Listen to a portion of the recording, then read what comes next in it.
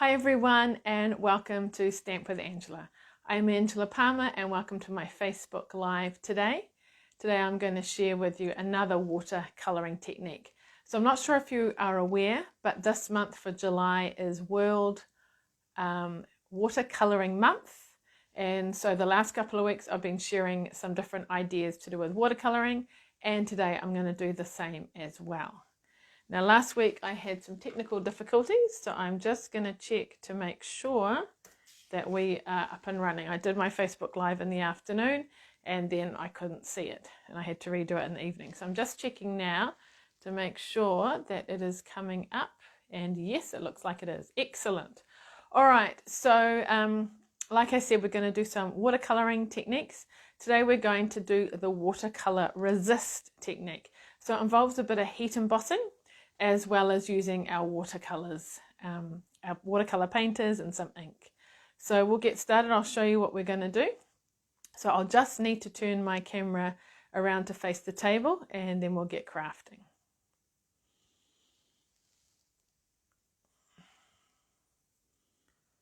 Let me just turn it around. Sorry, it takes me a moment to be able to do this. So let's just spin the camera around, and I just need to lower it a little bit as well because we're very high up here.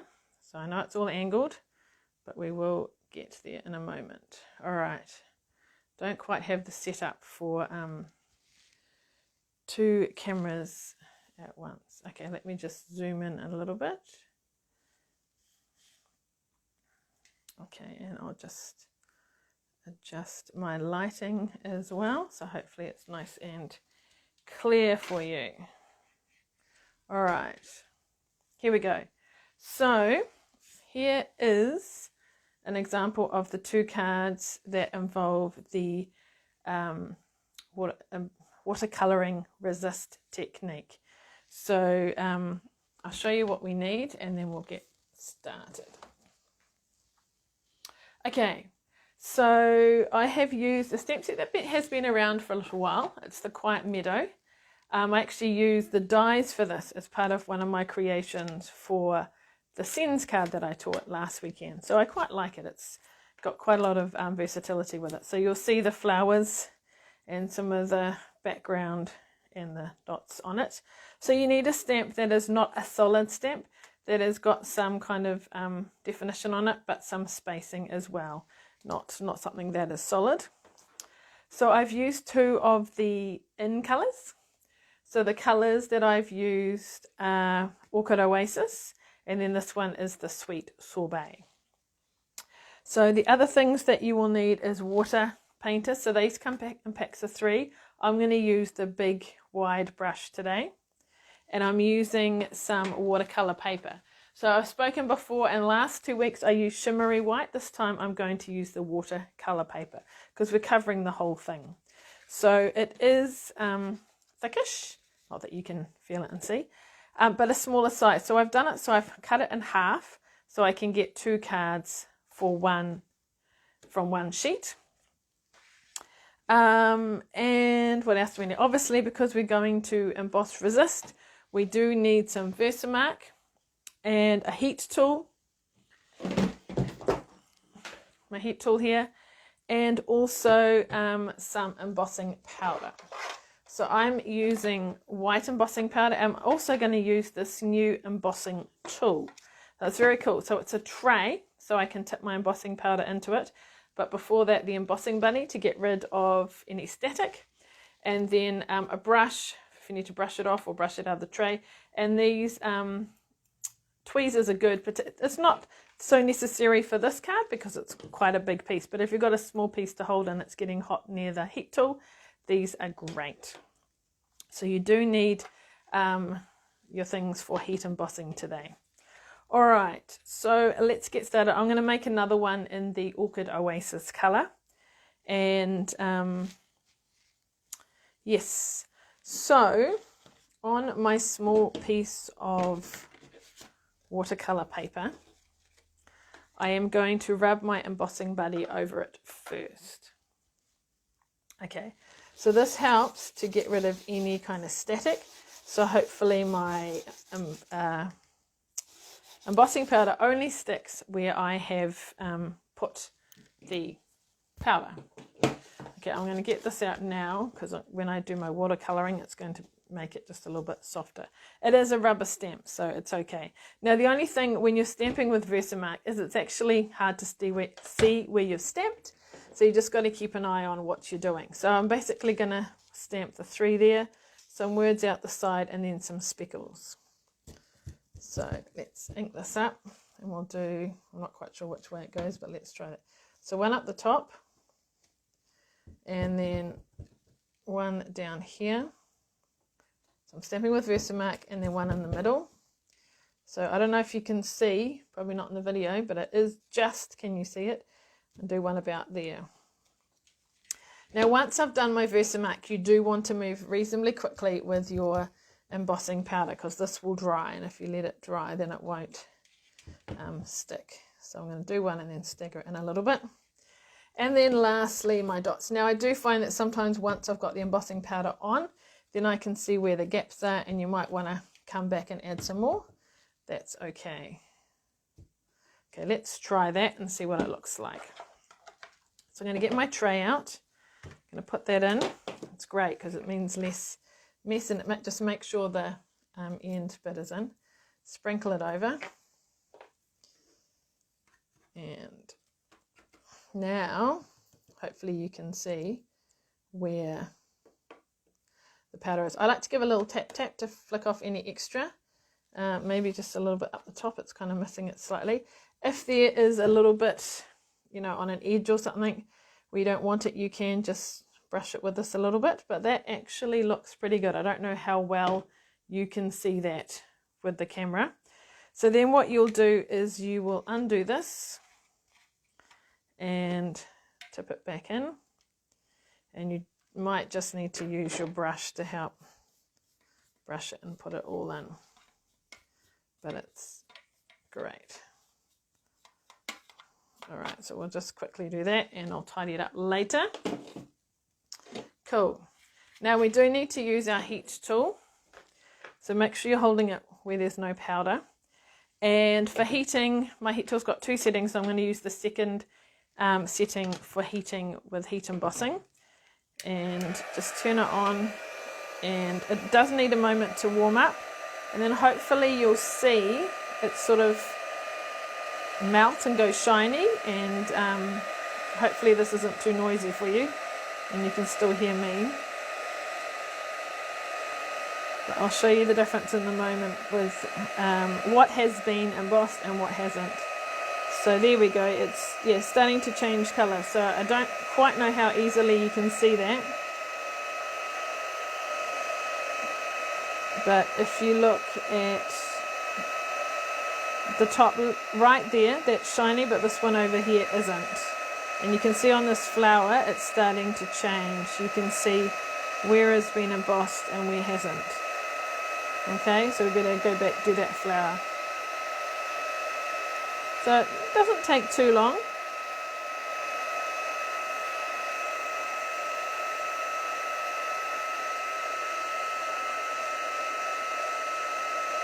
So you can see, I don't know if you can tell, but the top half has been embossed, the bottom half hasn't yet.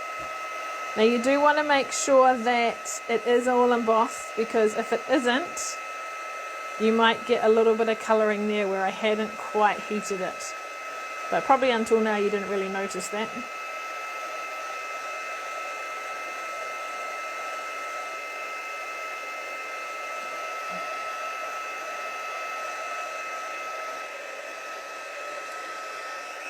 Alright, so just make sure that it looks shiny and it's all melted. Oh, just at the end here I haven't quite done.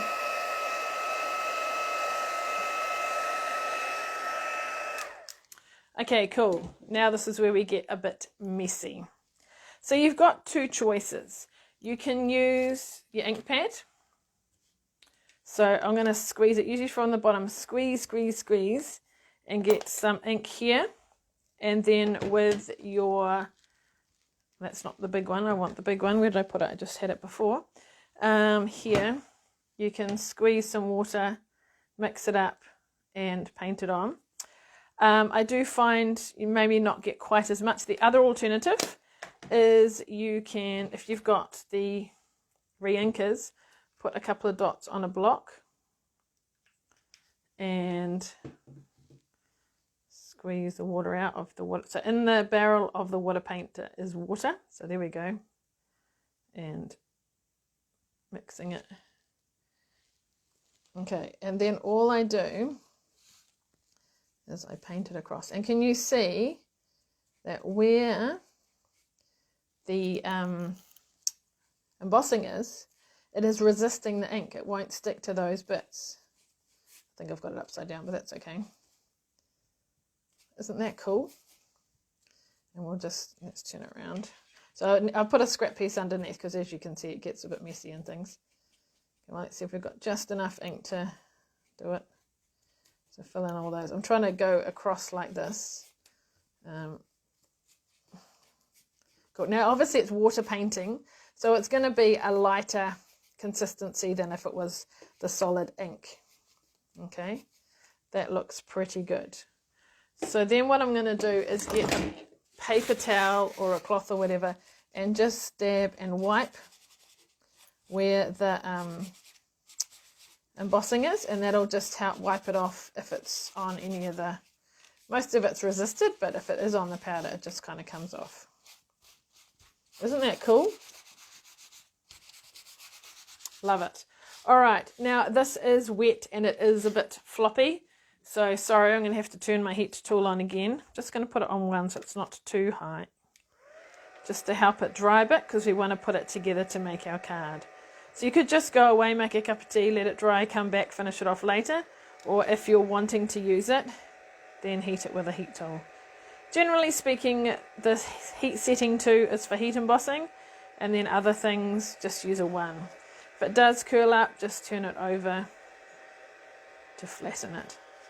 And it doesn't take long to do it all. At least with a 1 setting, it's not quite as noisy either. So it's kind of got, you know, different sort of colouring and things, but it's that watercolour technique. Yeah, that feels nice and dry now. Excellent. All right, so now we're just going to put our card together. So a couple of tips. So like I said, this piece here is half of one of those. So it's about 9 centimetres across, and I can't quite remember what the length is. I'll have to check that out and let you know.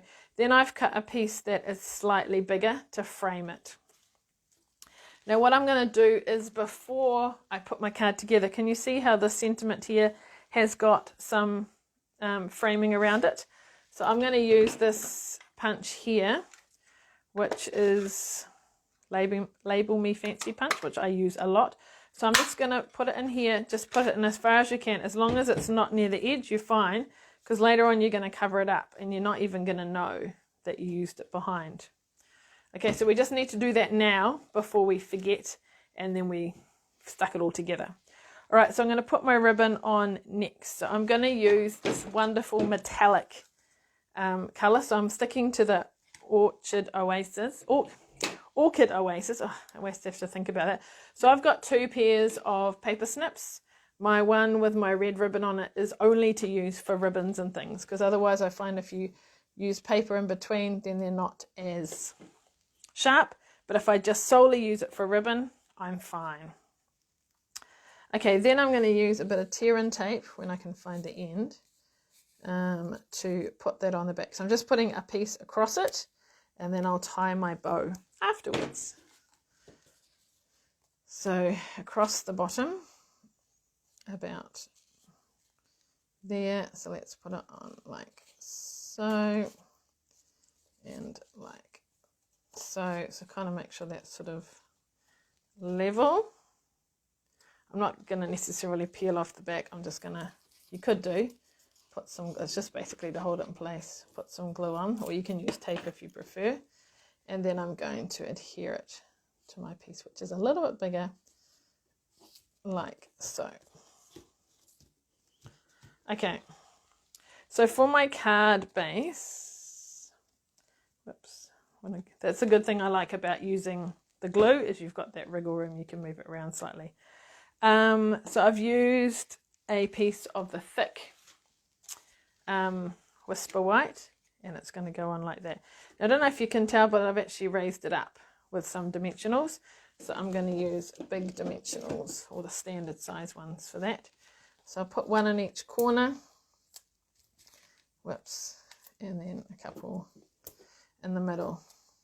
Now, I know some of you have watched my videos several times, so forgive me if I repeat myself, but I like to highlight my dimensionals. They're easy to find on the table, and also I can tell, yes, I've taken those 4 off, but I've still got to take the backing off these 2.